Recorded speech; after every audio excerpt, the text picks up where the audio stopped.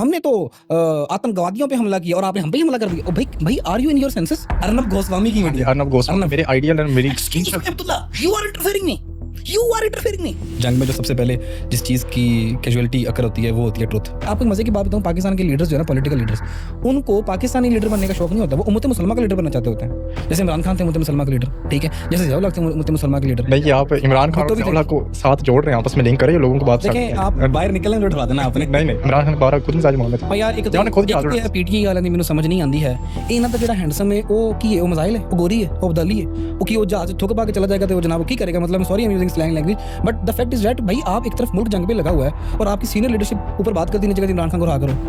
मैं कहता हूं अब्दुल्ला, मैं पाकिस्तान में बैठा हूं मेन सिटी के अंदर, ठीक है, मैं यहाँ पर बैठ के कह रहा हूँ I love India and I love Indian people. आप इंडिया के अंदर ये क्या दिखाएं, किसी भी चैनल पे दिखा देंगे अब्दुल्ला, जो पाकिस्तान के अब खिलाफ है ना वो एक वक्त में पाकिस्तानी भी थे, पेट्रोटिक पाकिस्तानी थे। तो ये प्रॉब्लम को समझे बगैर हल नहीं हो सकती। इससे कहाँ से शुरू, ये अलग पॉडकास्ट में डिस्कस करेंगे। आपके कहने का ये मतलब है कि उन लोगों को इस नहज पे पहुंचाने वाले का आप बहुत तेज हैं, कोई बंदा और है, आप बहुत तेज हैं, आप नहीं वो बंदा कोई और है, वो आते हैं, आप मुझे नाम लेके बताया करें। अगली पॉडकास्ट में आएंगे। नहीं, आप मुझे बताएं कि बीएलए को बनाने वाला कौन है, वो अगली पॉडकास्ट। अस्सलाम वालेकुम, आज हमारे साथ एहसान मौजूद हैं। एहसान, कैसे हैं आप?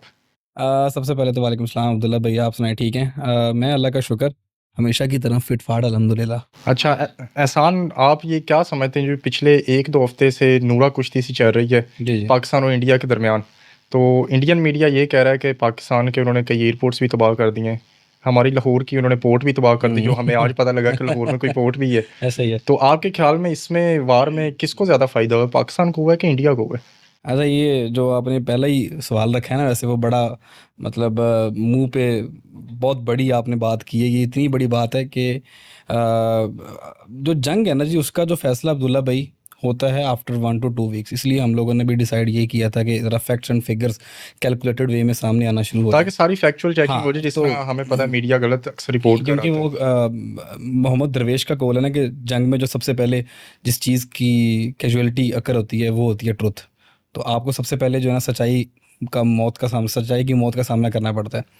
अब आते हैं ज़रा जंग के पैटर्न के ऊपर, कि जो कि आज से कुछ अर्सा पहले एक जंग लॉन्च होती है, हमारे ऊपर मुसल्लत की जाती है, मैं उसे यही कहूँगा। और उसके बाद जो जो चीज़ें होती हैं कंडक्ट, और उससे पहले जो इंडियन बिहेवियर है, तो ये जो जंग है ना, ये 11 मई, 10 मई, 9 मई, 7 मई, जब से ये सीक्वेंस स्टार्ट हुई, वहाँ से स्टार्ट नहीं है। ये 9 मई आप इमरान खान वाला तो नहीं कह रहे? चाय पीने देनी, बाहर निकलने में उठवा देना आपने। नहीं अच्छा, तो ये जो जंग है ये 9, 7, 8 मई जो भी इसकी एग्जैक्ट डेट्स है उसमें ये स्टार्ट नहीं। आप इसको अगर इस वाक़े को या इस इंसिडेंट को अगर आपने कोट करना है तो आप ना तो पीछे जाएंगे 22 अप्रैल को पहलगाम अटैक पे, बल्कि आप उससे पीछे जाएंगे जो कि जाफ़र एक्सप्रेस होता है, ठीक है। अब ये जाफ़र एक्सप्रेस, पाकिस्तान में बहुत सारे अटैक्स होते हैं, बट स्पेसिफिकली जाफ़र एक्सप्रेस की मैं क्यों बात कर रहा हूँ, क्योंकि जाफ़र एक्सप्रेस एक proper pre planned hijacking train है, जिसके अंदर आप जस्ट इमेजिन करें कि छोटे बच्चे भी सवार हैं, ख़वातीन भी सवार हैं, इनोसेंट सिटीज़न सवार हैं। उसके अंदर उसको हाईजैक किया जाता है मिलिटेंट्स की तरफ से, और उसके बाद वो कंटिन्यूली, यानी कि वो कुछ कितने घंटे एग्जैक्टली मुझे याद नहीं है, but somehow for some hours या 1 to 2 डेज़ वो ऑपरेशन जारी रहता है। उसमें पाकिस्तान की मिलिट्री के नौजवान शिरकत करते हैं और पाकिस्तान उस ट्रेन में से हॉस्टेजेस को रिलीज़ करवाने में कामयाब हो जाता है। कुछ कैजुअलिटीज़ भी होती हैं, कुछ बच्चे भी उसमें, कुछ ख़वातीन का भी जिक्र है कि जो अल्लाह ताला को प्यारे हुए। अब वो जाफ़र एक्सप्रेस होता है, उसके बाद ISPR के बड़ी डिटेल के अंदर एक प्रेस कॉन्फ्रेंस रिलीज़ होती है, जिसके ताने बाने जो है वो इंडिया से जोड़े जाते हैं और पाकिस्तान उसका एविडेंस प्रोवाइड करने की पूरी कोशिश भी करता है, as well as Pakistan international media को भी इंगेज करता है। अब जाफ़र एक्सप्रेस में जब पाकिस्तान इस इशू को हाईलाइट कर रहा था, उसके बाद अगर आप देखें तो आफ्टर सम डेज़ एक अटैक होता है इंडिया में, पहलगाम इंसिडेंट, जो कि बहुत ही ज़्यादा, जिसकी जितनी मजम्मत की जाए उतनी कम। हम सब मजम्मत करते हैं, सारे पाकिस्तानी उसकी मजम्मत करते हैं, क्योंकि देखें पहलगाम अटैक हो या जाफ़र एक्सप्रेस हो, या आप पाकिस्तान के अंदर और भी कितने अटैक्स, आपको पता है कि बलूचिस्तान में आए दिन आप 1-2 दिन के फ़र्क से देख लें तो आपको कितने अटैक मिल जाते हैं। पिछले 20-25 साल से खुद टेररिज्म के विक्टिम है, तो हमसे ज़्यादा इसको कौन बेहतर समझता है? एग्जैक्टली ये बात है। तो पहलगाम का इंसिडेंट होता है, पहलगाम का इंसिडेंट किसी भी लिहाज से कोई भी एक शऊर रखने वाला इंसान उसको हर एक ज़ुबान के अंदर कंडेम करेगा। और सबसे पहले हम कंडेम करते हैं, पाकिस्तान के प्राइम मिनिस्टर उसको कंडेम करते हैं, पाकिस्तान की कौम कंडेम करती है, हम उस पर उसका मजाक नहीं उड़ाते। हमें इसलिए कंडेम, अच्छा उसमें भी आपको मैं ये क्रेडिट नहीं दे रहा पाकिस्तानी कौम को, बेसिकली हम लोग जहालते जंग में हैं, पिछले 20 साल हमारे निकाल के आप देख लें, या अगर मैं गलत नहीं हूँ 90s की दहाई भी आप देख लें, जिसमें हमारी पॉलिटिकल गवर्नमेंट टॉपल होती रही, आती नहीं जाती रही, तो हम तो हालते जंग में हैं पिछले 30 साल से। हमें मेरा जो ख्याल है कि मेरे ख्याल में हम 71 के बाद से जंग में कह आ सकते चुके हैं। हैं, कह सकते, बल्कि 71 आप छोड़ दें, फिर आप 50 देखिए, जब बांग्लादेश में होता है उर्दू हिंदी, उर्दू बंगाली तनाज़ा, वो 1951 में होता है अगर मैं गलत नहीं हूँ। तो वो तो हालत जंग तो हमारा शुरू हो गया था 48 के बाद ही, जब हमारे ये तो हम यानी कि आज़ाद कश्मीर आज़ादी की, से फिर हम उससे हम तो जंग जंग में में, हम तो जंग में हैं, हम पहले since the day of creation we are in the war.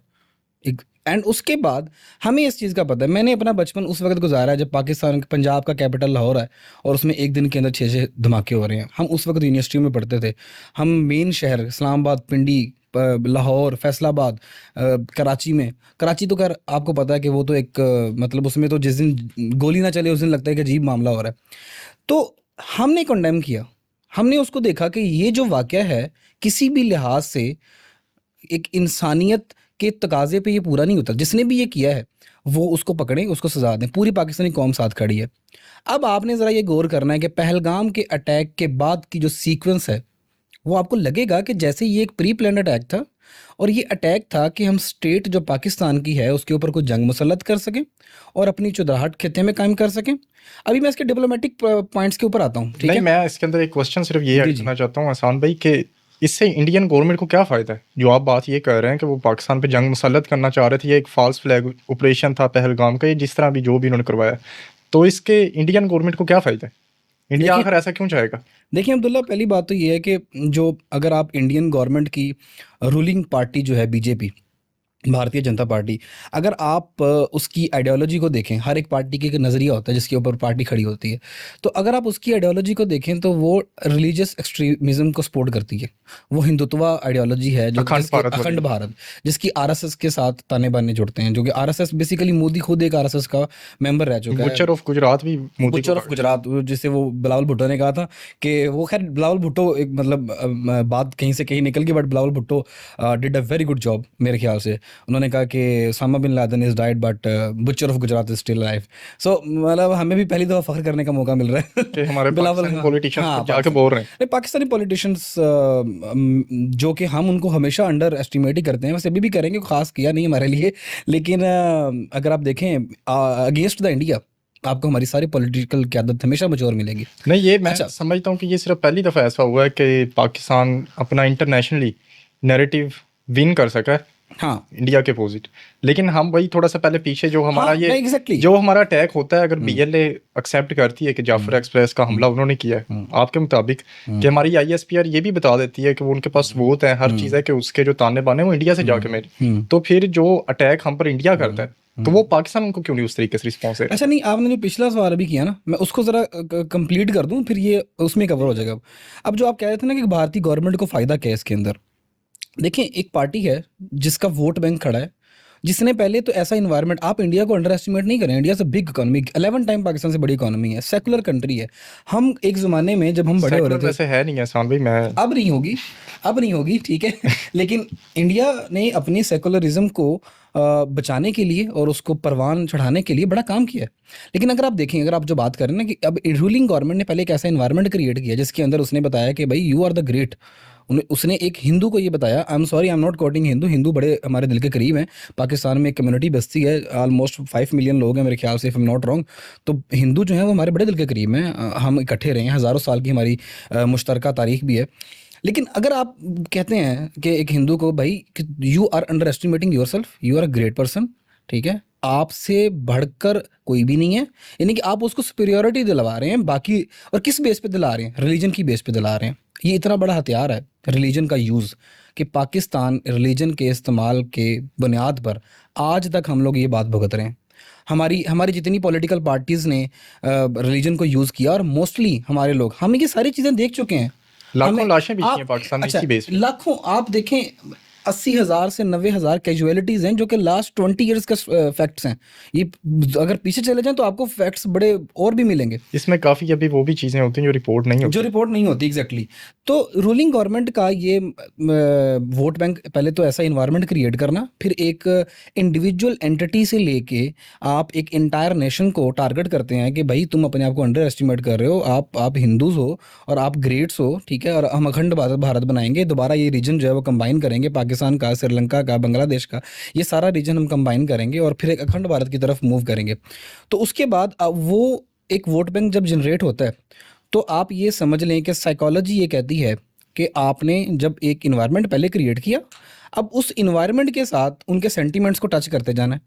अब देखें पाकिस्तान पे अटैक डायरेक्टली एक उस सोच को परवान चढ़ाने के मुतरादफ है जो ये शुरू से कह रही है कि you are the great. Pakistan पे अटैक होता है, ठीक है, मैं आपको बता रहा था कि अब ये इससे क्या होगा, इससे फ़ायदा क्या हुआ रूलिंग गवर्नमेंट को। रूलिंग गवर्नमेंट को जो नहीं हुआ जो कि वो चाह रहे थे, वो ये उनका ख्याल ये था, जैसे कि आप इंडिया, आप मोदी के पुराने बयान सुने तो वो जो आज की अदालत या आपकी अदालत है मेरे ख्याल से, हाँ, आपकी अदालत। रजत शर्मा उसको कहता है कि जी जब वो कांग्रेस के लीडर थे उनको वो तनकीद कर रहा है मोदी, और वो कहता है कि पाकिस्तान अटैक करता है इनके ऊपर तो जाना इनको पाकिस्तान में चाहिए, और ये चले जाते हैं ओबामा के पास और कहते हैं कि जी बचाओ हमें बचाओ। तो आप तो भाई पाकिस्तान में जाओ ना, तो फिर आ गए ना पाकिस्तान में आप।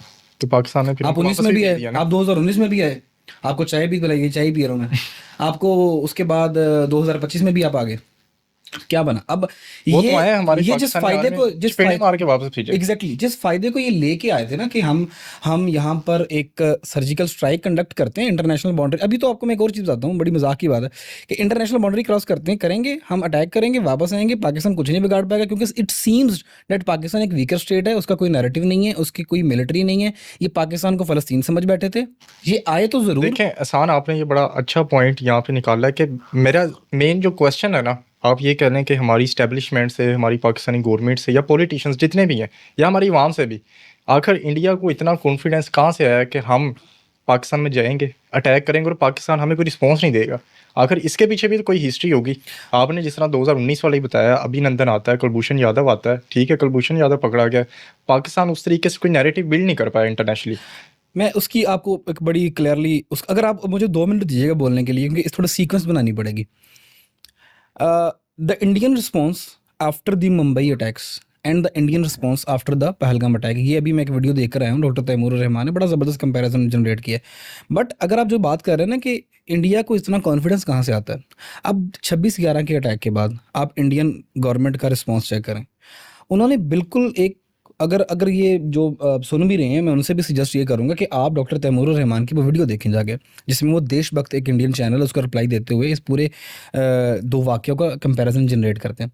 अब देखिए मुंबई अटैक के बाद इंडिया ने सबसे बड़ा हथियार यूज़ किया, क्योंकि डॉक्टर मनमोहन सिंह उनके प्राइम मिनिस्टर थे and he was a very genius intellectual person. उसने क्या किया कि पाकिस्तान को हर फोरम के ऊपर आइसोलेट करना स्टार्ट कर दिया। अब पाकिस्तान उसके बाद लेकिन उस टाइम तो वो अमन की आशा और वो बड़ी ट्रेनें चल रही थी नहीं, आप ये जो 2 वाकयात, जो अमन की आशा वाला पॉइंट है ना, ये उससे थोड़ा सा पहले है। 26/11 वो आखिरी, वो कहते नहीं कि वो जो आखिरी कील था जो ठोका गया था अमन के अंदर, उससे पहले बड़ी एफर्ट्स हुई। उससे पहले की अगर हम बात करते हैं तो अभी इंडियन नैरेटिव्स के ऊपर मैं आता हूँ, जो इंडियन लोग सोचते हैं, उसके बाद में मेरे ख्याल में तो आप ये मुंबई अटैक के बाद भी हमारे अक्सर चैनल्स पर ये गाने लगा करते थे, राहत फतेह अली खान साहब, हमारे बचपन में आपको याद होगा एक अमन की आशा का उन्होंने बहुत अच्छा गाना भी बनाया हुआ था। लेकिन वो अमन की आशा तो चले, वो तो उनकी अच्छी एफर्ट्स है, मैं तो अप्रिशिएट करूंगा कि अमन की आशा होनी। लेकिन मेरा अपना जाती मानना ये है कि जो वो हमने अमन की आशा चलाई थी ना, देखें आपका दुश्मन है, ठीक है, सुलह हो सकती है, लेकिन जितने आप कह लें कि एक्सट्रीमिस्ट वहाँ की आरएसएस या हिंदुत्व के लोग हैं, वो मुसलमानों को एक्सेप्ट नहीं कर सकते, वो पाकिस्तानी स्टेट को एक्सेप्ट नहीं कर रहे। तो हम जितना भी लेकिन नहीं, आप पिछले 15 सालों में, अगर 15 नहीं, आप पिछले 17 सालों के अंदर, मैं वही आपको सीक्वेंस बताने लगा था कि जो डिप्लोमेटिक आइसोलेशन पाकिस्तान की हुई, उसके बाद पाकिस्तान FATF की ग्रे लिस्ट में भी चला जाता है। अब पाकिस्तान के साथ इंडिया ने किया क्या, आप जरा नोट करें। देखें सर, हमारे अंदर तो उन्होंने जज्बा जगा दिया ना अमन वाला, हमारे पॉलिटिशियंस ने, ठीक है, लेकिन इंडिया पीछे हट गया। अब पाकिस्तानी गवर्नमेंट को या पॉलिटिशियंस को चाहिए था कि हमें उस चीज़ के साथ, हमें शऊर देते उस चीज़ का, ठीक है, लेकिन पाकिस्तानी उसी तरीके से इंडियंस के साथ प्यार मोहब्बत अपना बढ़ाते रहे थे। आप ये देखें कि पाकिस्तान में इंडिया से नफरत नहीं बिकती, पाकिस्तान में इंडिया के साथ मोहब्बत बिकती है। ये बहुत बड़ी बात मैं कर रहा हूँ इस पर। लेकिन इंडिया में ऑपोजिट है। इंडिया में ऑपोजिट था नहीं, पिछले 10 सालों में हुआ है। इंडिया ऐसा नहीं था भाई, India is a great country, I love Indian peoples. मुझे हम कहाँ से आए हैं? हम अम्बाला से हैं भाई, मैं अम्बाला से आया हूँ। आज भी अगर इंडिया की वीडियोस हमारे घर वाले भी बैठ के देखते हैं, हमें तो इंडिया की धरती से प्यार है। इंडिया ऐसा था नहीं, इंडिया देखें, पाकिस्तान डिप्लोमेटिक आइसोलेशन में चला गया, उसके बाद पाकिस्तान एफएटीएफ की ग्रिल्स में चला गया, पाकिस्तान के पर्सनल प्रॉब्लम स्टार्ट हो गए, 11 में उसामा बिन लादेन पकड़ा गया यहाँ से। पाकिस्तान दुनिया के अंदर बड़ा सर्वाइव कर रहा था, इकोनॉमिकली भी कर रहा है, अपनी इमेज डेवलप करने के लिए भी कर रहा है, ठीक है। पाकिस्तान बहुत मुश्किल हालात में था, पाकिस्तान पे अटैक्स भी हो रहे हैं, हमने वो सारा पीरियड भी देखा। अब आप कह रहे हैं कॉन्फिडेंस कहाँ से मिला, तो शायद ये जो सीक्वेंस अगर आप जोड़ना शुरू करें तो पाकिस्तान की state weaker weaker weak weak weak होती गई कि एक स्टेज आती है कि 2016 में, अच्छा 2016 से पहले भी एक इंडिया के साथ अमन की कोशिशें की, द ग्रेट नवाज शरीफ। उसको मैं ग्रेट इसलिए कह रहा हूँ कि मैं पटवारी नहीं हूँ, पहली बात तो ये है, दूसरी बात ये है कि ना मैं कोई जाला हूँ ना मैं कोई यूथिया हूँ, लेकिन ग्रेट इसलिए कि इंडिया के बारे में जो नवाज शरीफ का आपका देख लें नैरेटिव बड़ा सॉफ्ट रहा है अमन डेवलप करने में। जब वो मोदी आता है पाकिस्तान, पता याद है आपको, रातों रात एक प्लान आया था मोदी का, इसकी बेटे की शादी पे सालगिरह पे आया था, आई थिंक कोई था, हाँ इवेंट था, कोई तो आया और उसके बाद जनाब पठानकोट हो गया, अगर मैं गलत नहीं हूँ, पठानकोट या उड़ी हुआ, ठीक है पठानकोट हुआ मेरे ख्याल से वो 16 में, चेक कर लेंगे उसको फिर। हाँ बट ये वो सीक्वेंस ऑफ इवेंट्स जो है ना, वो पठानकोट हो जाता है, उड़ी हो जाता है, पुलवामा हो जाता है, ठीक है। अब पुलवामा के बाद उससे पहले इंडिया डिसाइड करता है कि हम सर्जिकल स्ट्राइक करेंगे, वो आते हैं बालाकोट के अंदर स्ट्राइक करते हैं, ठीक है। और जनाब 19 के बाद मैं ये देखता हूँ, आप, मैं सॉरी आपको यहाँ पे कट कर रहा हूँ, ये आपने जो मोदी का पाकिस्तान में आना, नवाज शरीफ से मिलना, और उसके बाद ये जो आपने 3 इवेंट्स बताए हैं, आप इन दोनों को आपस में अटैच कर रहे हैं अटैच में किसी इसलिए तरीके मैं से? अटैच इसलिए कर रहा हूँ कि एक आम इंडियन को सोचना चाहिए कि लीडर्स तो कोशिश कर रहे थे अमन की, तो कौन है ये जो अमन के खिलाफ है? नहीं आप देखें देखें अब ये हमारे ना, मैं असल में इस पॉइंट पे मैं दोबारा just give me 1 second, just give me 1 second. आप जो अटैच करने की बात कर रहे हैं, आप देखें लाहौर डिक्लेरेशन होता है, अटल बिहार वाजपेयी वो पाकिस्तान आते हैं, लाहौर डिक्लेरेशन में अनाउंसमेंट होती है, समझौता एक्सप्रेस होगा वाघा बॉर्डर पे अटारी तक, वो सारा एक एक पाकिस्तान और इंडिया की दोस्ती की मिसालें दी जाती हैं। उसके बाद क्या होता है? कारगिल होता है, कौन कसूरवार होता है? ये आप भी जानते हैं, मैं भी जानता हूँ, ठीक है।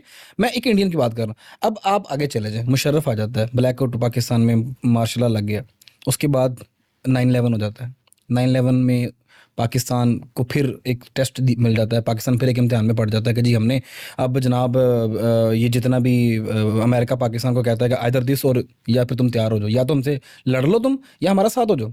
मुशर्रफ कहता है कि ठीक है जी हम तो तुम्हारे साथ। मेरा मुशर्रफ जो उससे पहले आर्मी या जो भी मुजाहिदीन हम करते रहे, ये तो सब पूरी दुनिया को पता है, तालिबान को किसने बनाया, वो सारा कुछ, मतलब इसमें कुछ कहने की बात नहीं। उसके बाद Pakistani state D escalation start कर देती है कि जितना भी ये हम मिलिटेंट्स को, अगर पाकिस्तान की सॉइल यूज़ होती रही तो हम आइंदा से नहीं करेंगे। उसके बाद मुशर्रफ साहब आगरा भी जाते हैं, आपको शायद याद होगा, मुशर्रफ ने ये भी कहा था कि India is my second home, ठीक है। उसके बाद यानी कि वो एक अमन की कोशिश शुरू होती है, पाकिस्तान और इंडिया अपनी इंटेलिजेंस भी शेयर करते हैं, कश्मीर को इंटरनेशनल टेरिटरी यानी कि उसमें अमन का एक ज़मीन का टुकड़ा बनाने की बात भी की जाती है, कश्मीर और इंडिया का मसला। उसके बाद क्या होता है? 2003 में पार्लियामेंट्री अटैक भी होता है। अब ज़रा देखें, अमन की कोशिश होती है, एक अटैक हो गया, पार्लियामेंट्री अटैक हो गया।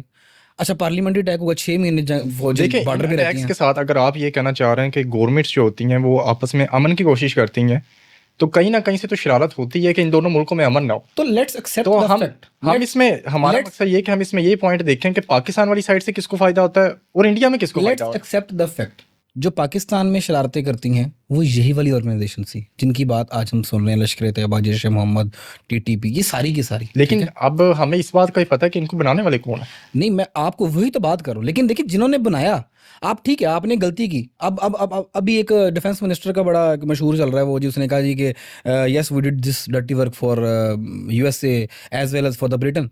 तो बात वो हमारे एक ध्रुव राठी हैं, ध्रुव राठी का खैर अभी क्या तज़किरा करें, हम पूरी पाकिस्तानी अवाम में उनको एक इंटेलेक्चुअल समझती थी, लेकिन समझती हाँ थी। वो एक कौल है ना उर्दू में, कि उर्दू में कि शहीद की जो मौत है वो पूरी कौम की मौत है, अगर मैं गलत नहीं हूँ। तो मुझे लगता है कि जो इंटेलेक्चुअल की मौत है ना वही पूरी कौम की मौत है, तो इंटेलेक्चुअल वहाँ पे एक मर चुका है। वो मेरे ख्याल में शायद, मेरा अपनी ज़ाती राय ये है कि शायद उनको भी ये डर था कि जिस तरह मोदी गवर्नमेंट हर किसी का यूट्यूब चैनल बैन कर रही है, शायद उनका भी ना हो जाए। उनका तो रोजगार जुड़ा हुआ है। ध्रुव राठी जर्मन नेशनल है, लेकिन उनका अगर जो उनकी व्यूअरशिप है वो आई इंडिया से रही, वो इंडिया से आ रही है, पाकिस्तान से भी। उसने खुद कहा 7% लोग पाकिस्तान से तो भी आ रहे हैं। 7% है ना। देखिए उसकी जो मेजोरिटी वो जो अर्निंग कर रहा है, अगर वही बंद हो जाए तो वो बेचारा देखिए नहीं, वो इस तरह है कि इंडिया जो ध्रुव राठी की जो वीडियो है ना, वो तो एक आप कह लें कि मतलब डार्क एरा में, इसको एक डार्क नाइट कह सकता हूँ जिस रात देखिए जब पहलगाम अटैक होता है उस पे वो अपनी गवर्नमेंट से सवाल कर रहा है कि ये आपकी सिक्योरिटी इंटेलिजेंस का फेलियर है। नहीं, मोदी की तो अब ध्रुव रेड्डी जिसने भी अपनी वीडियो के अंदर जो जो उसने रेफरेंसेस दिए हैं, जो जो उसने, वो किसके दिए? इंडियन मीडिया के, जिस टाइम्स ऑफ इंडिया के दे रहा है, जिस टाइम्स ऑफ इंडिया के दे रहा है, इंडिया टुडे का दे रहा है, ठीक है। अब जिस जिस वो उसका रेफरेंसेस दे रहा है ध्रुव रेड्डी उस अपनी सारी वीडियो, वो तमाम के तमाम वो चैनल्स हैं जिनको ये कहता रहा है गोदी मीडिया, ठीक है। और वो क्या तमाम चैनल्स credibility वो है? हैं जिन्होंने लाहौर में नहीं, एक पोर्ट क्या रिपोर्ट की है। तो देखें तो लाहौर के अंदर बंद, या तुम नहीं गए बंदर गए लाहौर नहीं, वो में? लाहौर मैं बंदर सोचता था फिशिंग करते हैं वहां पे बैठ के जरा हम लोग। नहीं, मैं सोच रहा था मैं ना एक यार्ड लेता और मैं लाहौर के पोर्ट में छोड़ देता। तो पॉइंट ये है कि आप भाई, आप इंडियन स्टेट को या अपने आप को देशभक्त साबित करने के लिए, जिनको जिनको ध्रुव रेड्डी कहते रहे कि अंधभक्त है, तो आज पाकिस्तान के मैटर में वो भी अंधभक्त है। उनको कोई फैक्ट्स एंड फिगर समझ नहीं आ रहे, वो क्या बात कर रहे हैं। वो कह रहे हैं कि जी अब आप इस पे, मैं आपको डेयर देता हूँ, अपने हंसना नहीं है जो मैं बात करने वाला हूँ। कैन यू एक्सपेक्ट फ्रॉम ध्रुव रेड्डी कि वो ये बंदा ये बात कर रहा है कि इंडियन स्टेट ने तो टेररिस्ट ऑर्गेनाइजेशन के ऊपर हमला किया था और पाकिस्तानी मिलिट्री ने उसके बाद हम पे हमला, मतलब वो कहता है जिस तरह सेम वही वर्ड इस्तेमाल कर रहा है जो मोदी कर रहा है। मोदी ने कहा, सेम वर्डिंग है। मोदी ने कहा कि हमने तो आतंकवादियों पे हमला किया और आपने हम पे ही हमला कर दिया। ओ भाई भाई, are you in your senses? आप क्या बात, आप एक प्राइम मिनिस्टर हो। अच्छा, उनके जो फॉरेन मिनिस्टर हैं वो लेजर लाइट वाले जयकांत शिकरे जयशंकर जयशंकर, नहीं, वो तो बहुत बुरी तरीके से एक्सपोज हुए हैं हम। अभी डिप्लोमेटिक फेलियर पे भी आते हैं, अभी बैटल फील्ड की हम बात कर रहे हैं। मैं बात इसको कोट इसलिए कर रहा हूँ कि उसने भी एक बयान दिया ना, वो कहता है कि जी हमने पाकिस्तान, अच्छा उसकी एक ही बयान के अंदर उसकी बेवकूफ़ियाँ देखिएगा। आई am not a foreign minister, मैंने कोई इसमें एक्सपर्टीज नहीं है, बट एक मैं लेमैन अपना ऑब्जर्वेशन दे रहा हूँ, एक लेमैन एनालिसिस दे रहा हूँ। जयशंकर एक ही बयान के अंदर, आप ज़रूर इसके अंदर वो लगाइएगा भी जब आप इसको करेंगे, तो उसमें वो एक ही बयान देता है, उसमें कहता है कि अच्छा, वो ये कहता है कि हमने पाकिस्तान गवर्नमेंट के ऑफिशियल्स को ये बताया कि हम अटैक करने जा रहे हैं आपकी इंडियन प्लेस, मुरीद के ऊपर करने जा रहे हैं, वो जो दूसरा मेरे ख्याल से भावलपुर पे करने जा रहे हैं, तो आपकी जो है ना, आप वो चूंकि वहाँ पे दहशतगर्द आतंकवादी जो है ना वो बसते हैं, तो हम उन पर अटैक करेंगे, तो आप उसके ऊपर हम रिटेलिएट नहीं करिएगा। अच्छा, वो उसकी बात सुनिएगा कि वो स्टेट को क्या, उसके बाद कहता है कि हमने अटैक किया, हमें तो दहशतगर्द बैठे, हम अटैक करेंगे, मारेंगे, आ जाएंगे, पाकिस्तान हमें सपोर्ट करेगा इस बात पे। बट वही वाली मुद्दे की बात, आपने हम पे हमला कर दिया। नहीं, इनका यानी कहने का मतलब ये था कि ये आके हमें थप्पड़ मारने की कोशिश करेगा, हम इनको चुमियां देके वापस ले। उनके कहने का मतलब ये था कि हम आपकी इंटरनेशनल बाउंड्री क्रॉस करेंगे, आपके शहरियों को मारेंगे, उसके बाद वापस आएंगे, और उसके बाद जनाब शहबाज शरीफ साहब और आसिम मुनीर मिल के कॉन्फ्रेंस कॉल करेंगे, मोदी को कहेंगे वाह वाह वाह, गुड यार, you did a good job. मतलब यार, आप और साथ एक फूलों वाला हार भी देंगे, साथ एक फूलों वाला हार भी देंगे, चाय भी पिला देंगे। अच्छा, चाय वैसे आपने अच्छी बनाई है। अच्छा, आप देखें एक ही वीडियो के अंदर, एक ही बयान के अंदर वो अपनी जो उसका इंटेलेक्चुअल लेवल है ना उसको एक्सपोज कर रहा है। पहली बात, भैया पाकिस्तान को कह रहे हो हम आपके मुल्क के अंदर घुस के मारने लगे हैं। अगर आपके अकॉर्डिंगली पाकिस्तान दहशतगर्द स्टेट है, तो और जितने भी ये लश्कर तैयबा के, जैश मोहम्मद के जो मौलाना मसूद अजहर है, वो सईद को पाकिस्तान फंड करता है, सपोर्ट करता है, उनको पाकिस्तान ने पनाह दे रखी है, तो आप बेवकूफ़ हैं यार। आपको लगता है कि आपकी इस बात के बाद पाकिस्तान उन टेररिस्ट को उन कैंप्स के अंदर कम से कम रखेगा? पहले तो उनको मूव करवाएगा। आपके नैरेटिव की बात कर रहा हूँ, हम तो मानते नहीं इस बात को कि वहाँ पे कोई टेररिस्ट को पाकिस्तान सपोर्ट करता रहे। अच्छा, दूसरी बात ये है, आप यार, आप फॉरेन मिनिस्टर हैं, आप दुनिया का इतना बड़ा मुल्क, दुनिया की अगली ताकत बनने जा रहा है, पाकिस्तान से 11 गुना बड़ी इकोनॉमी है, दुनिया की चौथे 5वें नंबर पे इकोनॉमी इंडिया की आ रही है। आप ग्रेट मुल्क है, आपकी इतने ज़बरदस्त लोग हैं, आपकी कल्चरल डाइवर्सिटी की मिसाल नहीं मिलती। आप ये बात कर रहे हैं कि हम एक मुल्क के अंदर घुसेंगे, इंटरनेशनल बॉर्डर क्रॉस करेंगे, और वो हमें आगे से इंगेज ना करे, वो हमें रिटेलिएट ना करे। यार पागल हो आप, आपका दिमाग काम करता है? अच्छा, आपको वैसे ही चाय पीनी है तो आप दूसरे चैनल से आगे पी लो, ठीक है, चलो, फिर आप घुस गए, फिर आप कहते हैं कि जी, फिर अच्छा, उसके बाद जब आप अटैक करते हो, आपका जो फ्रंट फेस है मीडिया आपका, वो शाम को पिंडी पे हमला करता है, तबाह कर लेता है, सुबह को लाहौर पे हमला करता है, तबाह कर देता है, कराची पोर्ट डिस्ट्रॉयड, लाहौर के अंदर एक पोर्ट सुबह बनाई इंडियन मीडिया ने, शाम को उधर INS विक्रांत उधर भी भेज दिया। आपको पता है रावी के किनारे आया था वो। और वो हमारी एक रहीम यार खान में भी इन्होंने एयर बेस, हाँ, रहीम यार खान के जहाँ पे हमारे अरबी शिकार करने आते हैं। वो शेख ज़ैद जो एयरपोर्ट है, ठीक है, उसकी बात कर रहे हैं मेरे ख्याल से आप। तो वो एक एयरपोर्ट है भाई, वो ये पैसेंजर, सिर्फ एक एयर स्ट्रिप है छोटी सी, जहाँ पे वो उनके आगे जहाज लैंड होते हैं, वो अपना शिकार करते हैं, उनकी एक, वो अपना शुगर लगाते हैं और वापस चले जाते हैं। उनकी एक एफिलिएशन अरबियों को नाराज किया, पाकिस्तानी को कोई नुकसान नहीं पहुंचा। अच्छा नहीं डिप्लोमेटिक वो अच्छा खैर इसको डिप्लोमेटिक फेलियर जो इंडिया का है ना वो तो इतना बड़ा है, वो तो इंडियन मीडिया खुद गोदी मीडिया मान रहा है भाई, उसके ऊपर कितनी वीडियोस आ चुकी हैं। तो आई एम प्लेजेंटली सरप्राइज्ड, ये मैं सईद मुजम्मल की जो वर्डिंग है वो अनकोट कर रहा हूँ, वो कहता है कि आई एम सरप्राइज नहीं बल्कि आई एम प्लेजेंटली सरप्राइज्ड कि ये जो भी हुआ है मतलब कमाल हो गया। ठीक है अच्छा खैर बात हम ये कर रहे थे कि आप अटैक करते हो, इंटरनेशनल बाउंड्री क्रॉस करते हो, आप एक्सपेक्ट करते हो हम आपको रिटेलिएट नहीं करें, ठीक है।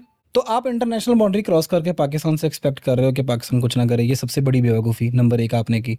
नंबर 2 आप बेवकूफ़ी ये करते हो कि अच्छा मीडिया को आप कहते हो कि Pindi destroyed, Karachi destroyed, Lahore destroyed, Rahim Yar Khan का वो एयर पहले वो आपको कब पता चला कि वो जो पोर्ट वो जो शेख ज़ायद एयरपोर्ट है वो एयरबेस है, आपको कब पता चला ये बात? ये मैंने रिपब्लिक टीवी देखे, एक बहुत अच्छा चैनल है। हाँ अच्छा तो मैं उसको फॉलो करता हूँ। अर्नब गोस्वामी की हाँ जी, वीडियो। अर्नब गोस्वामी मेरे आइडियल एंड मेरी excuse me Abdullah, you are interfering me, you are interfering me. अच्छा वो मैं हैरान, पागलों की तरह बोलने लग मैं जाते हैं। हैरान हूँ कि उनका मेजर गौरव आ रहा है, एक बंदा है ठीक है वो नहीं बंदा तो ना के अच्छा क्या कह रहे हैं उनको, कुछ और कहते हैं, बंदों की तो ही होती है। मेजर गौरव आ रहा है जी, वो डांस कर रहा है, वो जो कराची पोर्ट डिस्ट्रॉयड पाकिस्तान को आप ये वाली वीडियो वो लगाइएगा। उनका एक बख्शी भी है वो, हाँ उसका वो क्या जेडी नाम? बख्शी वो जो मूछा वाला, हाँ जी। ठीक है यार वो जिस तरह पाकिस्तान की साइड पे ज्यादा अहमद है, ये सिर्फ एक साइड पे नहीं है, ये दोनों हम मैं फिर कह रहा हूँ हम कोई दोनों साइडों पे है, मैं मानता हूँ, लेकिन हमारे तरफ उन लोगों को प्रमोट नहीं किया गया, उनको मेन न्यूज चैनल पे अब नहीं बिठाया गया आगे। देखिए आपका जो भी एंकर आके इंडिया के खिलाफ बात करता है उसको पब्लिक डिनाई कर देती है, पब्लिक एक्सेप्ट नहीं करती। देखिए हमारी पब्लिक ये नहीं होता कि इंडिया पे कोई बिला वजह तनकीद करता रहे और हमारी पब्लिक कहे कि नहीं बिल्कुल ठीक है कि हम इंडिया से नफरत है, हमारी पब्लिक इतनी पागल नहीं। लेकिन इंडिया जो है वो उस चीज को बल्कि खुशी से मेरे ख्याल एंजॉय करता है। हाँ बिल्कुल। लेकिन एक चीज मैं इसमें इंडियन पब्लिक आम आवाम को मैं इसमें क्रेडिट देना चाहूंगा कि जितनी बेइज्जती अगले दिन ट्विटर पे इंडियन पब्लिक ने उनकी की ना, इतनी किसी ने नहीं की। देखिए मैं बल्कि ये इंडियन अगर सुन रहे हैं तो मैं इंडियंस को भी मुखातब करके ये बात करता हूँ कि भाई हम तो पहले ही जैसे वो अभी ट्रम्प ने कहा ना कि पाकिस्तानी पीपल ज़्यादा ग्रेट, वो दे आर इनक्रेडिबल, मतलब उस तरीके से तो नहीं खैर, लेकिन हम इंडियंस और हम एक ही चीज़ है भाई, हम और तुम्हारे हमारी और तुम्हारी जंग भूख के खिलाफ है, हमारी और तुम्हारी जंग अच्छी फैसिलिटीज़ लेने की है, हमें सिक्योरिटी चाहिए, हमें सफाई चाहिए, हमारे ये प्रॉब्लम्स नहीं हैं जो स्ट्रीट्स ने बना दी हैं। आपका मीडिया मैं बता रहा हूँ, शहरों की लिस्ट बता रहा था आपको, कराची, पिंडी, लाहौर ये सारे तबाह कर चुका था। शाम तक जनाब उन्होंने पिंडी के अंदर फौजें जो जमीन लाहौर तक भी इनकी फौज पहुंच गई थी, अटैक कर लिया था। इवन आपको पता हो आसम मुनीर बंकर में था यार, पता नहीं आसम मुनीर और शबाशी दोनों, आसम मुनीर शबाशी अरेस्ट, आसम मुनीर ने बल्कि दरखास्त कर दी थी कि मुझे दोबारा लेफ्टिनेंट की पोस्ट दें इंडियन आर्मी के अंदर, मैंने नया कैरियर स्टार्ट करना है। आपने एक नया इंकशाफ किया तो ये ब्रेकिंग न्यूज चलेगी। ठीक है ब्रेकिंग न्यूज चलेगी कि ये मेरा इंकशाफ नहीं है, नहीं ये मैंने इंट्रो में चलाना कि आपका इंकशाफ भाई खुदा का होगा। अच्छा सिंपल कि ये बात इंडियंस की अकॉर्डिंगली है ना। खैर अटैक कर दिया आपने, अटैक के बाद भी हम उसी रात, अब यार एक मैच्योर नेशन, एक मैच्योर कौम का और एक ज़बरदस्त वेल प्रोफेशनल इक्विप्ड आर्मी का रिस्पॉन्स यही होता है जो हमने किया। हमने आपके उसी रात राफेल गिराए। नहीं हमने देखें पहले इनका वेट किया, हाँ हमने इनको रोका है कि हम जंग में नहीं आना चाहते आपके साथ, आप लोग बंदे बन जाओ बिल्कुल। लेकिन वो 3-4 बार जब उनको समझाया वो बंदे नहीं बन रहे थे। फिर देखें देखिए आप इंटरनेशनल टेरिटरी में घुसते हो, आप अटैक करते हो, अटैक करने के बाद आप पाकिस्तान के सिविलियंस को शहीद करते हो, उसके बाद पाकिस्तानी आर्मी और Pakistani special cadet of the Pakistan air force they did a very good job मेरे ख्याल से। उन्होंने जिस तरीके से इंगेज किया, और ये इन्हीं के प्राइम मिनिस्टर की बात है, पिछली दफ़ा इन्होंने कहा था 19 के बाद कि अगर वो जिस तरह अपनी ज़ुबान में कहते हैं ना, अगर राफेल होते तो आज नतीजा कुछ और होता। तो आप देख बाकी नतीजा बदल गया, तो नतीजा बदल गया, राफेल भी करा दिया हमने ऐसे ही। अल्लाह ताला ने मदद की, अल्लाह का शुक्र है। तो फ्रांस वाले लोगों की बेइज्जती कराई है, ये एक दफा जहाज लेने जाएगा उन्होंने कहा तुसी जाओ यार, कानून नहीं ऐसी बेचना। वो मीम भी है ना एक, वो कह रहे हैं कि मेरे ख्याल से पायलट भी अपना भेजेंगे शायद, कहते हैं फ्रांस वाले कैसे अपना बंदा भी देंगे तुहानू। ठीक नहीं कुछ भी नहीं देना उन्होंने, कुछ भी नहीं देना नहीं। अच्छा तो आप राफेल, आप इतनी ज़बरदस्त टेक्नोलॉजी लेकर आते हो पाकिस्तान। अच्छा एक बड़ी इंपॉर्टेंट बात अब्दुल्ला आपको मैं ये बताऊँ, यहाँ पे पाकिस्तान की एयरफोर्स ने इंडियन बाउंड्री भी क्रॉस नहीं की। कैन यू इमेजिन डैट कि एक बंदा पाकिस्तान की टेरिटरी से उधर से राफेल करा देता है और 3 राफेल कराता है। 180 किलोमीटर का फासला था, हाँ, जो कि लॉक करके हमने गिराया। हाँ लॉक करके गिराया हमने, 3 राफेल करा दिए।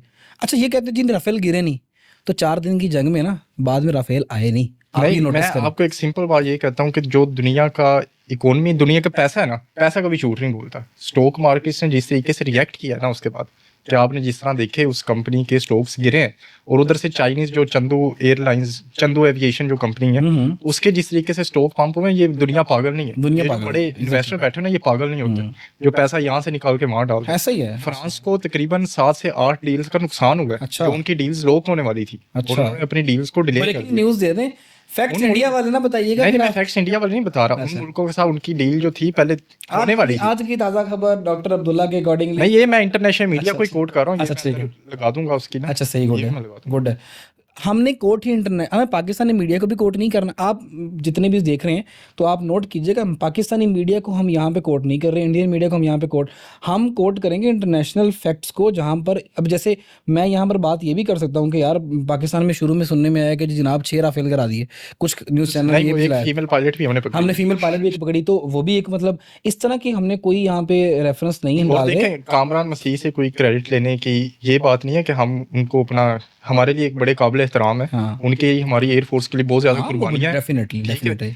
और जितनी हमारे लेकिन पाकिस्तान में रैलियां हो चुकी हैं कि शायद राफेल उन्होंने गिराया, तो उसकी भी वो खुद कह रहे हैं भाई मैं वो ट्रांसपोर्ट चलाता हूं, वो उसकी फैक्ट चेकिंग जरूरी है कि C-130 नहीं गिराया, वो उन्होंने नहीं गिराया भाई। वो भी एक फैक्ट है कि वो कामरान वो कार्गो एयरप्लेन में एज अ नेविगेटर काम करते हैं, और वो उन्होंने नहीं गिराया, ठीक है।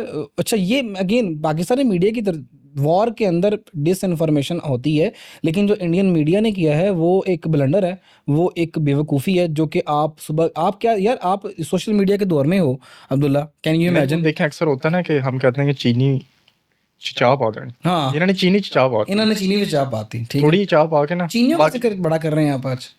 नहीं, वो आपको पता है चाइनीज जो हैं उन्होंने पाकिस्तान को बहुत अच्छे तरीके से सपोर्ट किया है। वो चाइनीज का वो एक गाना भी तो आया था ना, वो तुनुक तुनुक, हाँ, वो तुनुक तुनुक की ट्यून पे बनाया उन्होंने, बड़ा जबरदस्त। ऐसे ही है, एक और भी अब उन्होंने नया भी बनाया। हाँ, नया भी बनाया उन्होंने। खैर, हम बात ये कर रहे थे कि अच्छा, अब इसके ऊपर हम इसको बड़ा रैंडम सी गुफ्तगू पता नहीं कहाँ चले। नहीं, हम देखें फिर से वापस आते हैं। अब देखें ये जंग के ऊपर हर बंदा रिपोर्ट कर रहा है कि हमने किस तरह जहाज गिरा दिए। ठीक है, हम सबको पता लग गया जहाज गिर गया। हमारा जो मेन बात थी कि हम अंदर से ये पॉइंट फाइंड आउट करना चाह रहे हैं। देखें, आपने ये भी बता दिया कि इंडिया को इस वजह से फायदा होता है कि इंडिया में एक उनका वोट बैंक किस चीज से जुड़ा हुआ है। ठीक है, मोदी गवर्नमेंट का, बीजेपी का, हिंदुत्व का जो है अखंड भारत वाला, वो वोट बैंक किस चीज से जुड़ा है, उनको पाकिस्तान पे जंग मुसल्लत करनी पड़ेगी। अब मुझे आप सिर्फ ये बताएं कि पाकिस्तान का ऐसा क्या मुफाद है इस सारी चीज के अंदर कि जब भी अमन की कोशिशें होती हैं, या शरारत इस साइड से होती है या उस साइड से होती है, जो आपने बात की थी, मैं आपकी बात हाँ, देखिए जो पाकिस्तान, अभी मैं इंडियन को हम छोड़ देते हैं जरा, पाकिस्तान अब हम तो पहले भी फोकस है कि हम अपने आप को ठीक कर लें यार। इंडिया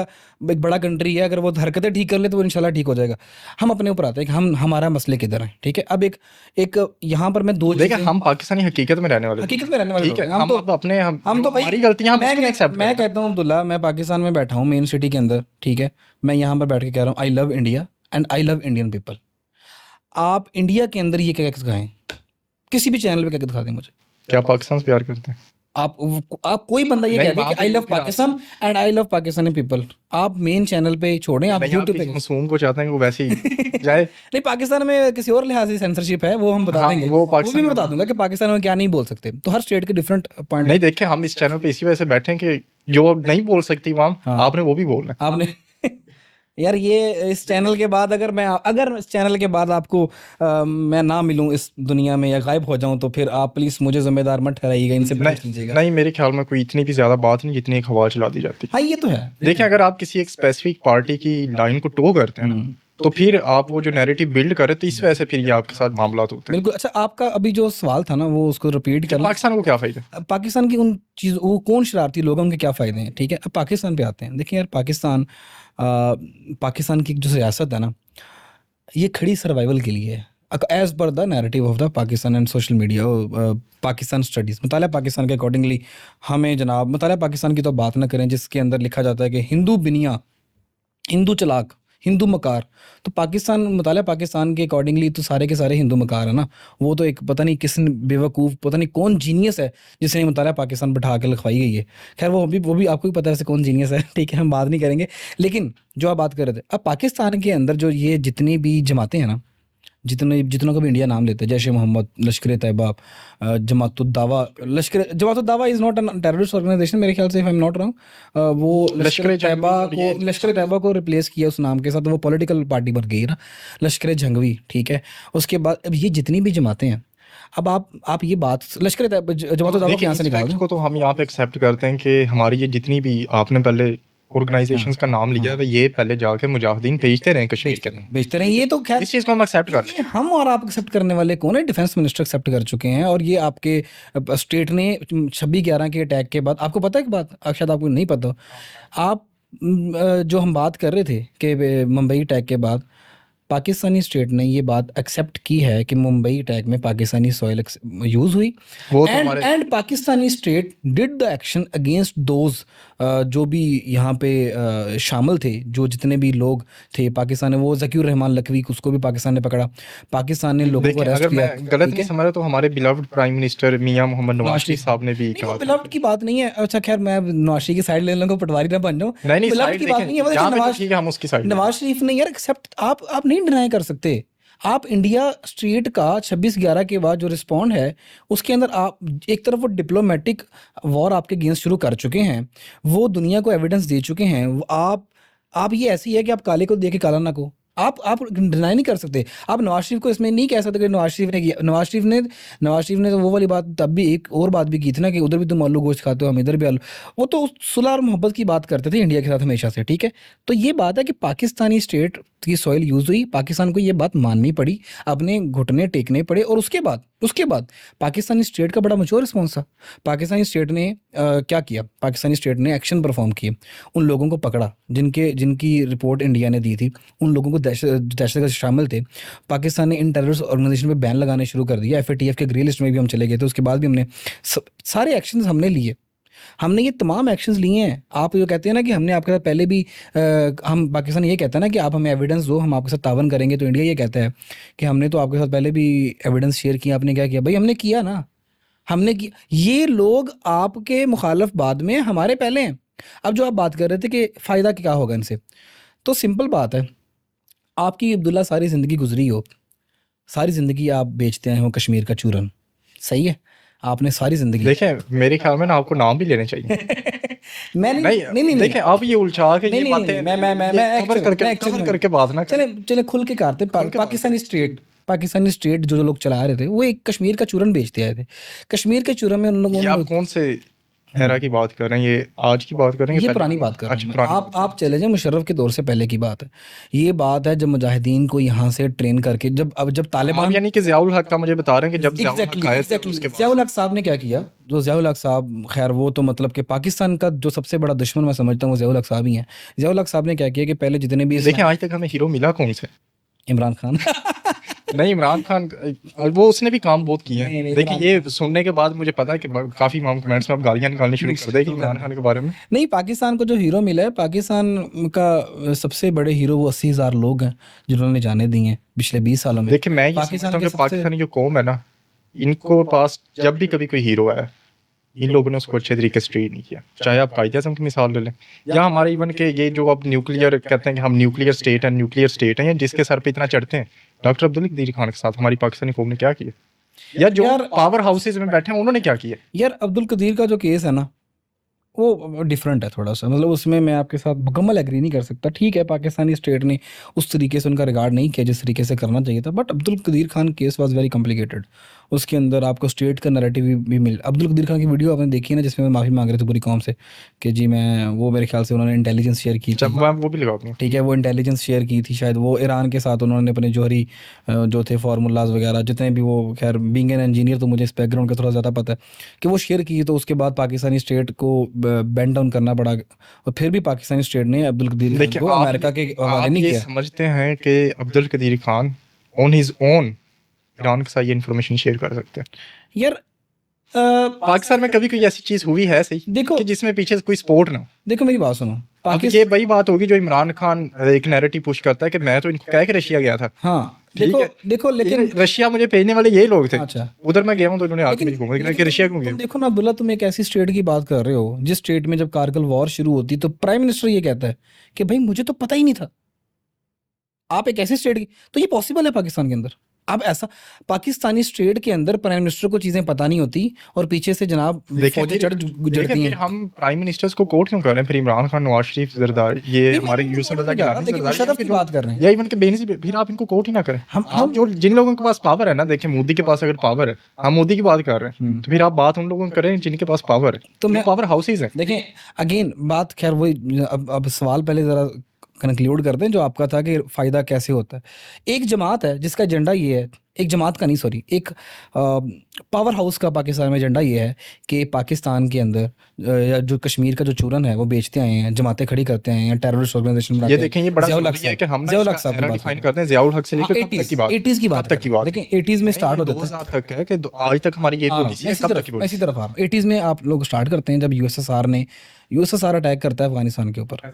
पाकिस्तान ये 80s में नहीं है ये देखिए हम तो किराए के गुंडे हैं हाँ ना। हाँ, हम किराए के गुंडे हम कहते हैं जनाब। और यूएसएसआर जब अफगानिस्तान पे अटैक करता है, अब खैर वो सारी कड़ियाँ जुलती मिलती जा रही हैं, उससे पीछे भी चले जाएंगे ना, तो आप देखें रशिया के साथ पाकिस्तान का पंगा क्या है। रशिया के साथ पाकिस्तान एक ब्लॉक में जाता है, अमेरिकन ब्लॉक में जाता है। और जब अमेरिकन ब्लॉक में जाता है तो लियाकत अली खान साहब, अल्लाह ताला उनको जन्नत में जगह दे, लियाकत अली खान साहब कहते हैं, लियाकत अली खान साहब ने खुद अमेरिका, जब अमेरिका और बेसिकली वो जंग थी कम्युनिज्म की अगेंस्ट द कैपिटलिज्म, ठीक है, दो सुपर पावर्स की जंग है, आपने एक ब्लॉक में शामिल होना है। अच्छा, आप फ्रॉम नो वेयर आप कहते हैं कि आप न्यूट्रल भी रह सकते थे, आप दूसरी तरफ देखे काउंटर न्यूट्रल पार्ट में। जानवर होता है, ऐसे ना करें। नहीं नहीं, न्यूट्रल जानवर नहीं होता। आप अपने अपने फ्रंट पे खेल सकते, लेकिन चलें आपकी मजबूरी थी, आपने कहा जी हमें एक ब्लॉक में जाना है, हमें फ़ायदा होगा, उससे फ़ायदा भी हुआ लोग।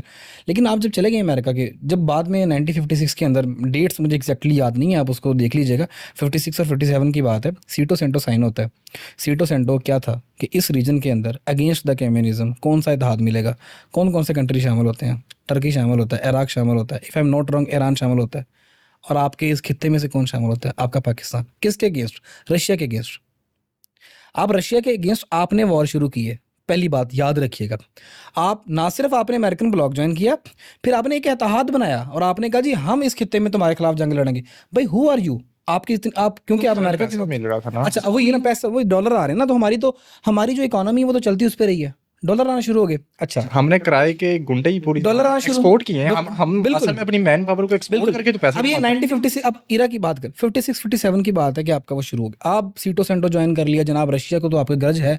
फिर जनाब 65 की जंग होती है, फिर 62 की पहले जंग होती है इंडिया चाइना की, फिर 65 की आपकी जंग होती है। अब 65 की जंग के अंदर आपको अमेरिका सपोर्ट नहीं करता उस तरीके से जिस तरीके से वो करना चाहिए था। यानी जो अभी इंडिया के साथ हुआ है, हाँ, वो उस टाइम हमारे साथ हुआ है। आपको अमेरिका सपोर्ट नहीं उस तरीके से कर रहा, आपको तब अमेरिका की हकीकत पता चलती है कि अमेरिका खड़ा किधर है। और प्लस फिर आपके ऊपर ग्रज निकालता है रशिया, फिर वो बताता है आपको कि आपने मेरे खिलाफ जंग की है ना, चलो बताते हैं आपको। फिर 65 में वो जो कहते हैं ना the golden age of Pakistan तरक्की, भाई वो गोल्डन एज की नहीं थी, उसके अंदर आपको डॉलर आ रहे थे, आपने एक ब्लॉक ज्वाइन किया था, 60 से पहले डॉलर आना शुरू हो गए। अयूब खान साहब डिक्टेटर थे, और ये उन डिक्टेटर की मैं बात कर रहा हूँ। अच्छा, जो आप बात करते हैं ना कि सॉरी, अब यहाँ पे हमारा एक कट आ गया था, असल में नीचे वो ब्लैक वीक आया था तो ना। तो उनसे आपने फिर बात कर ली है, लेकिन नहीं, वो उनको समझा दिया। इस पॉडकास्ट के बाद जा रहा हूँ मैं फिर। नहीं, हम अभी साइड लेंगे। अच्छा ठीक है, थोड़ी सी लेनी पड़ेगी। हाँ, अब थोड़ी सी ना साइड लेंगे। अच्छा नहीं, साइड की बात नहीं है, हम तो भाई खुल के बात करेंगे, जो गलत है वो गलत है, जो सही है वो सही है। मैं एहसान परवेज है, मैं एड्रेस चाहिए हो तो मैं देने के लिए। अच्छा ठीक है जी, चलें, ये मैं फिर कह रहा हूँ अपने घर वालों को, हो सकता है मेरी आखिरी पॉडकास्ट। अच्छा, पहली और आखिरी। अच्छा, दूसरी बात अब्दुल्ला, जो हम बात आप जो कहते हैं ना गोल्डन एज थी हमारी, उसमें बड़ा जनाब आपका सिंध तास मायदा, नहरें निकल गई, आपने बिल्डिंग्स बनाना स्टार्ट कर दी, और आप जनाब इस तरीके से तरक्की कर रहे थे, एशियन टाइगर कहला वो एशियन। अगर इतनी ही बड़ी इकोनॉमी थी तो जस्ट इन 2 ईयर्स आपकी इकोनॉमी कोलैप्स कर गई, 71 में आपका मुल्क अलग हो गया। How is this possible? आप उस 10 साल को बड़ा कोट करते हैं ना कि पाकिस्तान का बड़ा गोल्डन एज था, पाकिस्तान जनाब बड़ा ज़बरदस्त तरीके से जा रहा था तरक्की कर। अगर वो इतना ही थी, क्या उसकी इतनी खोखली इमारत थी कि वो 71-70 में जाके ये कोलैप्स तो कर वही जाती बात है ना, आज से 50 साल बाद लोग कहेंगे इमरान खान बहुत बड़ा लीडर था। हाँ बिल्कुल, वो फिर इतना ही नवाज बड़ा, शरीफ बहुत बड़ा लीडर था, हाँ। जरदारी बहुत बड़ा लीडर था, इनके ऐसा लीडर आया ही कोई। बिल्कुल बिल्कुल। अच्छा, 65 की जंग होती है, रशिया फिर बताता है आपको, फिर 71 की वॉर होती है। अब ज़रा सीक्वेंस को चलते जाना है, ठीक है ना। अब आपको मैं बताऊंगा कहाँ से वो हमारे मिलिटेंट ग्रुप भी बने, उससे पहले हमारे ये पास, आपने बताना है हाँ, साथ-साथ कि क्रिएशन कहाँ से हुई, क्रिएशन कहाँ से एक्टिवेट कैसे हुआ। अभी यहाँ तक पाकिस्तान के पास वो जो मुजाहिदीन 1948 वाले हैं, सिर्फ वही वाले चल रहे हैं, और पाकिस्तान थोड़ा सा कश्मीर ले चुका है, और पाकिस्तान के जनाब इधर से बांग्लादेश के फ्रंट पे मामला स्टार्ट हो गए हैं। अब यहाँ पर ये अभी 71 से पहले देखें ये बांग्लादेश का फ्रंट भी स्टार्ट हुआ हुआ है, हाँ, ठीक है? बांग्लादेश का फ्रंट इसमें भी स्टार्ट रोल तो उन्हीं लोगों का है ना कि जो जिन्होंने ये मिलिटेंट ग्रुप्स बनाए ये हाँ एक्टिवेट किए, डेफिनेटली सारे यार, फिर उन्हीं के आपकी रोल है। आर्मी डिक्टेटर कौन था उस वक्त आपका, ये तो मैं खुल के बात करनी चाहिए हम सबको, इसमें कोई वो दो टोक बात नहीं है। आपका 50 से लेके 60 तक की दहाई के अंदर 6 प्राइम मिनिस्टर बदलते हैं, फिर आपका वो आ जाता है जनाब डिक्टेटर, 10 साल वो रहता है, और उस 20 सालों में 50 से लेके 70 तक आपने, बल्कि 48 से लेके आपने जो बंगालियों के साथ किया, आपने जो बंगालियों के साथ किया, वो मेरे ख्याल से किसी भी लिहाज से जस्टिफाइड नहीं है, और आपने बंगालियों के साथ वो किया और फिर आपको उसका रिजल्ट भी मिला, 71 में मुल्क अलग हो गया। देखें यही उसके बारे में तो करना कहा कि जाता है ना वो, उनको कहा जाए कि उर्दू बोल रहे हैं आप, हाँ उनकी फर्स्ट लैंग्वेज ही बंगाली है। नहीं आप देखें उसमें सबसे पहला तनाज़ा ही स्टार्ट हुआ जब जब द ग्रेट, अब अगेन बहुत हमारे बहुत मादरे मिलत बहुत ज़्यादा कंट्रोवर्सी आएगी इस बात पे शायद आए, लेकिन जब कायद आज़म साहब इंग्लिश लिबास पहन के और इंग्लिश ज़ुबान में स्पीच करते हैं ढाका में जाके, और यूनिवर्सिटी ऑफ जो ढाका की यूनिवर्सिटी है, वहाँ के तालिब इल्मों को जाके कहते हैं कि भाई तुम नहीं मुझे बताओगे कि ज़ुबान कौन सी, मैं तुम्हें बताऊंगा कि ज़ुबान तुम्हारी कौमी कौन सी, उर्दू। और ये बात किस में करते हैं वो इंग्लिश में करते हैं, इंग्लिश में अंग्रेजी लिबास पहन के आप एक कौम को ये बंगालियों बता को रहे ये हैं, और कह रहे वो हैं। कौम जिस 1906 में मुस्लिम लीग बनी ढाका में, बंगाल का सबसे बड़ा रोल था पाकिस्तान को बनाने में। ये पंजाबी तो रोल प्ले ही नहीं कर, पंजाबी, मैं पंजाबी हूँ, पंजाबियों का बड़ा रोल है पूरी फ्रीडम फाइट में, बट ये जो बात कर रहे हैं ना कि पंजाबी और नहीं देखें सारी कौमों का अपना अपना अपना रोल है, अपना रोल है, ठीक है, लेकिन हमने उनको निगलेक्ट बहुत बुरे निगलेक्ट तरीके से किया। आप उनको कह रहे हो कि तुम्हारी ज़ुबान बंगाली होगी, फिर 51 में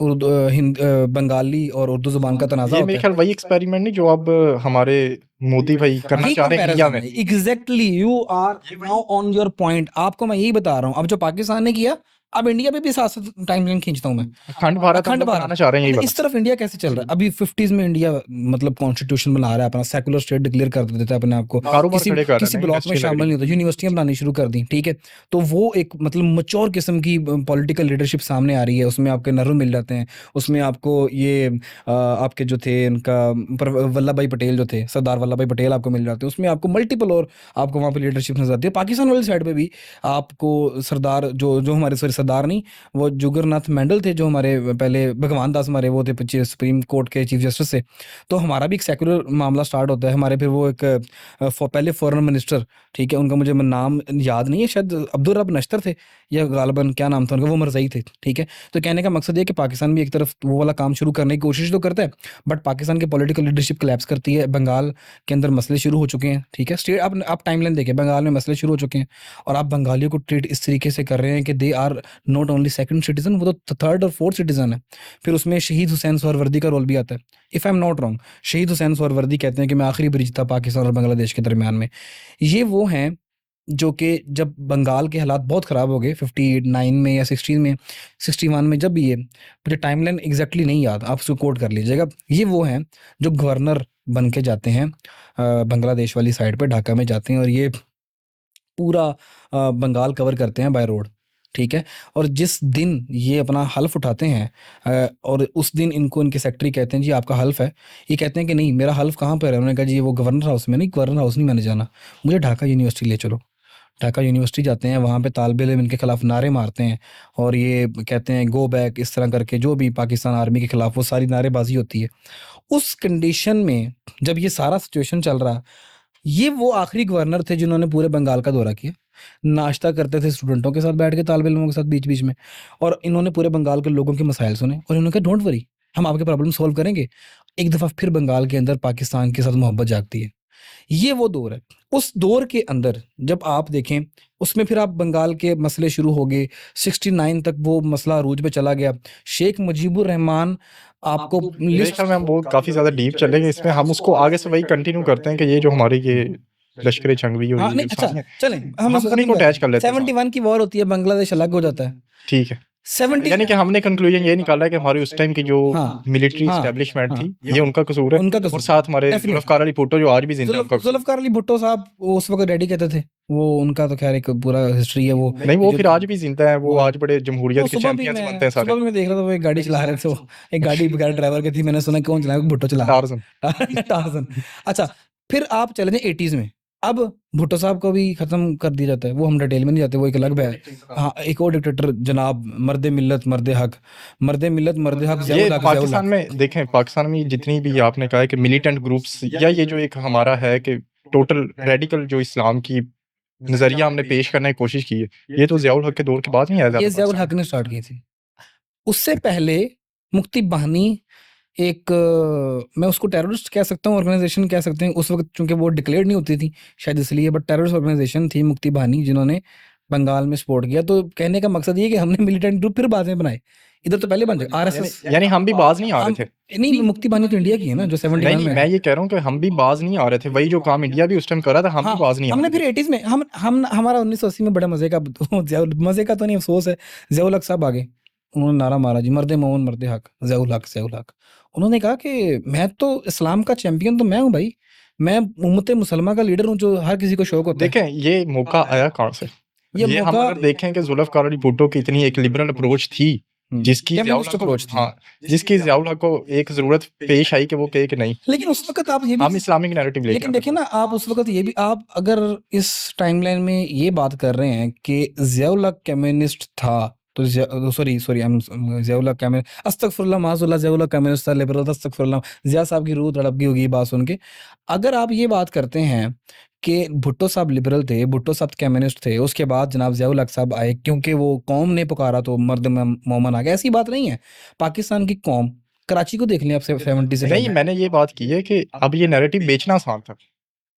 ठीक है, देखें उस टाइम भी हमारे कुछ लोग ऐसे नहीं, मौजूद थे पाकिस्तान में मुझे लगता जो है ज़ियाउल हक की आज भी सपोर्ट में नहीं, खड़े मुझे हैं। लगता आज नहीं, भी ऐसे लोग मुझे मौजूद लगता हैं। है कि नैरेटिव कौमों को बेचा जाता है, और हमारी कौम उस वक्त भी इसको एक्सेप्ट नहीं करती थी, पाकिस्तान की नहीं, कौम। पाकिस्तान हम कौम तो नहीं है।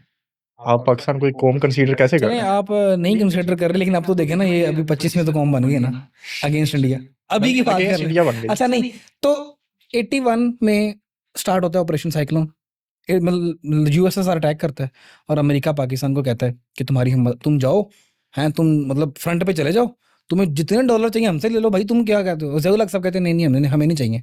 Can you imagine, Pakistan third world country struggle कर रहा है, अभी अभी टूट के हटा है पाकिस्तान, बांग्लादेश इलाके हटा है, और उसका लीडर कहता है अमेरिका को कि हमें नहीं चाहिए फिलहाल, वो कहता है कि नहीं नहीं यार तुम करो। उसके बाद पाकिस्तान चूंकि ब्लैकमेल कर रहा था, पाकिस्तान को डॉलर ज़्यादा चाहिए थे, वो ज़िया साहब उनके साथ मिल गए, और उसके बाद एक dark era of Pakistan start होता है। अब 81 के बाद मिलिटेंट ग्रुप भी आएंगे। यानी बार्गेनिंग करने के बाद एक डार्क। हाँ, बार्गेनिंग करते हैं ना भाई, हमें रेट नहीं पसंद था वो वाला अच्छा, जो फिर आप थोड़ा दे ज़्यादा रहे थे, लिए। हमें रेट ज़्यादा चाहिए था, हमें F-16 भी चाहिए थे उस टाइम पे, हमें न्यूक्लियर पावर भी बनना था उस टाइम पे, तो सारे एग्रीमेंट करने थे ना उसके नहीं, साथ वो बैठ के। ज़ियाउल हक न्यूक्लियर पावर पाकिस्तान को बनाना चाहते थे, बाकी भुट्टो भुट्टो बनाना चाहते थे, बट उस प्रोसेस को कंटिन्यू करने में ज़ियाउल हक का भी रोल है। तो यहाँ पर ज़ियाउल हक को जो क्रेडिट थोड़ा सा मिलता है वो इस बात में मिलता है कि वो, क्योंकि वो कहते थे ना, इस्लाम का चैंपियन मैं हूँ। पाकिस्तान, आपको एक मजे की बात बताऊँ, पाकिस्तान के लीडर्स जो है ना, पॉलिटिकल लीडर्स, उनको पाकिस्तानी लीडर बनने का शौक नहीं होता, वो उम्मत मुसलमान का लीडर बनना चाहते होते हैं। जैसे इमरान खान थे उम्मत मुसलमान के लीडर, ठीक है, जैसे ज़ियाउल हक थे उम्मत मुसलमान के लीडर। नहीं, ये आप इमरान खान भुट्टो और भी थे। ज़ियाउल हक को साथ जोड़ रहे हैं, आपस में लिंक करें, ये लोगों को बात समझ नहीं देखें आई। आप, इमरान खान ज़ियाउल हक दो डिफरेंट पर्सनालिटीज ज़रूर हैं, लेकिन कहीं ना कहीं वो भी तो कहते थे ना, वो मजहबी टच, तो हाँ, मजहबी टच रियासत देने में, मदीना हाँ, मजहबी टच रियासत मदीना तो उन्होंने भी किया। भुट्टो को भी इस्लाम उम्मत मुसलमान का चैंपियन बनने का शौक था, जब ओआईसी होती है सारा कुछ एंड ऑल डैट, वो सारा मामला चलते कागज हैं, भी फाड़े जाते फिर वो हैं भुट्टो साहब वो कागज़ फाड़ के वो जनाब चैंपियन